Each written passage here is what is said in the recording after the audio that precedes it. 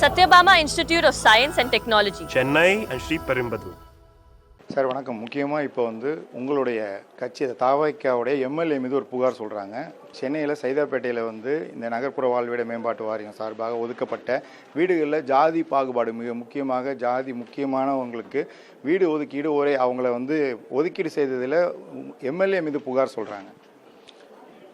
ஒதுக்கீடு என்பது சட்டமன்ற உறுப்பினருக்கென்று தனியாக கிடையாது, அல்லது வாரிய தலைவருக்கென்று கிடையாது, நிர்வாக இயக்குனருக்கென்று கிடையாது. சட்டமன்ற உறுப்பினர் அதிகாலை யார் அரசு கூட செய்கிறதில்லை.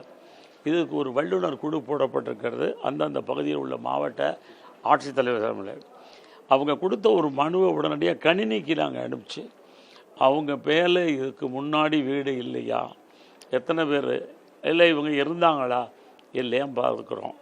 எந்த ஜாதி பாகுபாடுகளும் இங்கே வேலை இல்லை. ஏழை என்ற ஒருவரை தவிர வேறு யாரையும் நாங்கள் பார்ப்பதில்லை. இந்த புகார் அடிப்படையில் இப்போ என்ன நடவடிக்கை? மிக முக்கியமாக அந்த புகார் மீது எதுவும் நீங்கள் அதிகாரிகள் கலந்து ஆலோசித்திருக்கீங்க? புகார் என்னுடைய கைக்கு இன்னும் வரவில்லை. ஐயா, இந்த ஆட்சி பொறுப்பேற்று 1 மாதம் தான் ஆகுது. எம்எல்ஏ பொறுப்பேற்று 25 நாள் தான் ஆகுது. அதுக்குள்ளே எம்எல்ஏ எப்படி சீட்டை ஒதுக்கி கொடுப்பாரு, இடம் ஒதுக்கி கொடுப்பாரு? இந்த ஆட்சி மீது குற்றம் சொல்ல வேண்டும் என்று ஆசைப்படுகிறவர்கள் செய்யக்கூடிய வேலை இது. நிச்சயமாக என்னுடைய கவனத்துக்கு கொண்டு வந்திருக்கிறீர்கள். என்னுடைய புகார் மனு வந்த பிறகு நடவடிக்கை எடுக்கப்படும்.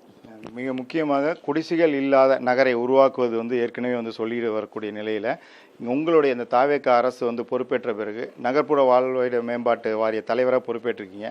என்ன மாதிரியான நடவடிக்கை மேற்கொள்ள போகிறீங்க? குடிசை இல்லாத மாநகரை உருவாக்க வாய்ப்பு இருக்கா? நிச்சயமாக வாய்ப்பு இருக்குது.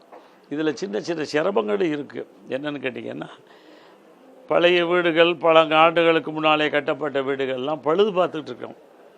பழுது பார்த்து அவர்களுக்கு அந்த வீட்டை நாங்கள் கொடுக்கணும். யாருக்குன்னா, ஏற்கனவே இங்கே யார் இருந்தாங்களோ அவங்களுக்கு தான் ஃபஸ்ட்டு ப்ரியாரிட்டி. அதுக்கப்புறம் அந்த பகுதியிலே வாழக்கூடிய ஏழைகளுக்கு செகண்ட் ப்ரியாரிட்டி. யார் நினச்சாலும் யாருக்கும் வீடு கொடுக்க மாட்டோம்.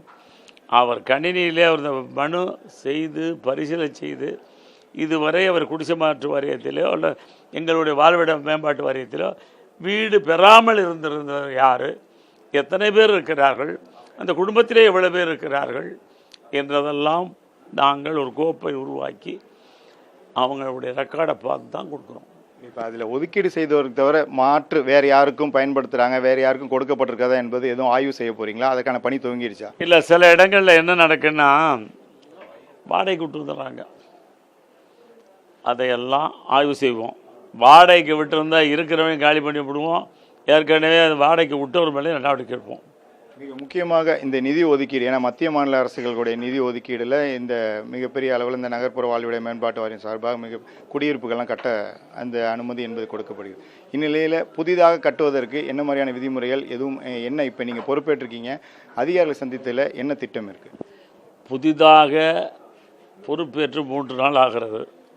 நான் இன்னும் இந்த துறையை பற்றி தெரிந்து கொள்ள வேண்டியது நிறைய இருக்கிறது. அவளை கலந்து பேசி எதை செய்தால் ஊழல் இல்லாத ஒரு நிர்வாகம் கொண்டு வர முடியுமோ அதை கொண்டு வருவோம். கடந்த ஆட்சியில் ஒதுக்கீடு செய்யப்பட்ட வீடுகள் முறையாக ஒதுக்கீடு செய்யப்பட்டிருக்கு. எனக்கு கிடைச்ச தகவல் படி சரியாக இல்லைங்கிறதா தகவல். அதை ஆய்வு செய்யப்படும். Satyabama Institute of Science and Technology, Chennai and Sri Perumbudur.